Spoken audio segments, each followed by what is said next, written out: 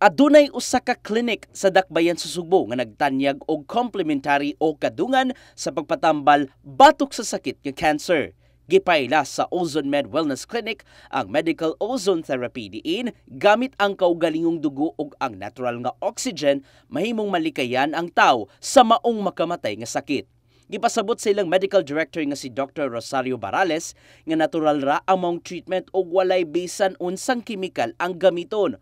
Ubos sa medical ozone therapy, kuhaon lang nila ang gikinahanglang gidaganon sa dugo ug isagol kini sa medical ozone ug ibalik kini ngadto sa lawas sa tawo sa tinguhang mumaayo ang circulation sa dugo. Hindi pa niya, inaantay niya pa lang yung other modality of treatment like yung surgery.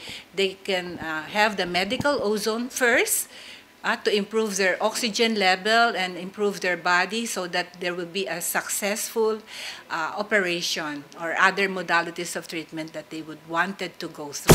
Ito yun ni Dr. Barales ang pagpaambit sa mga complementary treatment. Tungod siyang kasinatian kaniadto, siya mismo ang testimonya sa mga treatment maong naayo siya sa sakit nga cancer dulan 17 ka tuig na ang nakalabay. Kaya nung napagaling na ako, sabi ko, Lord, salamat naman at napalawig pa ang aking buhay. At ngayon, pagbabalik ko sa Pilipinas, gusto kong ma-share ito sa mga kababayan natin. Especially yung talagang hirap na sa buhay at nailabas ng lahat para ma-diagnose lang sila, wala pa sila natatanggap na kagamutan.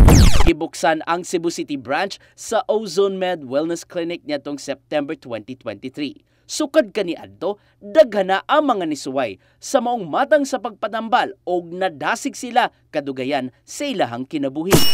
I'm very happy that there are a lot of Cebuanos now and a lot of the Visayas area are really experiencing the goodness of this modality of treatment for cancer.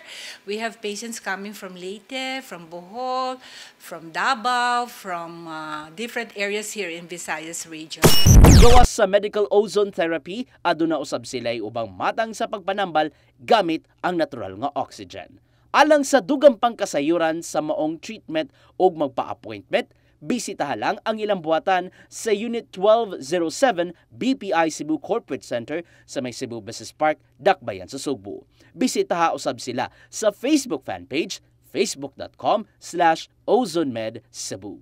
Samtang adunay mayong balita ang Ozone Med Wellness Clinic Cebu City Branch alang sa first anniversary nila. Iscan lang kining QR code nga makita sa inyong screen ug mohatag sa gikinahanglang impormasyon aron makakuha og special discount gikan kanila.